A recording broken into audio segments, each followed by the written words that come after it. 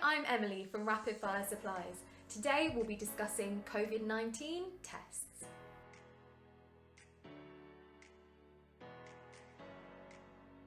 Even though we've now lived with COVID for quite a while, testing can still be a really confusing process with so many available. So we've delved into the ins and outs of antibody, antigen and PCR tests so you don't have to. They are carried out using a swab of the nose and throat, the nose, or of saliva, depending on which test you have. Antigen tests deliver super quick results, from 10 minutes to around half an hour. Lateral flow tests are great because they can be carried out at home or by a medical professional. PCR tests also can find out whether or not you are positive with COVID-19, but these tests must be sent off to a lab. A swab of the nose and the throat is required for a PCR test.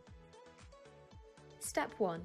During a PCR lab test, a single strand of RNA is taken from the swab sample. Step 2. This RNA strand is converted into double-stranded DNA in a process called reverse transcription. Step 3. The double-stranded DNA is separated into 2 strands. Step 4. Primers, which are small DNA containing SARS-CoV-2, the protein for coronavirus, are introduced to these split strands. A PCR test can show up to 4 different results. Firstly, a positive result, which means you are currently infected with COVID-19. This is identified by the fact that the primers begin to duplicate the DNA. The second and most sought after result is a negative one. A negative result is identified by the fact that the primers do not cause the DNA to replicate itself.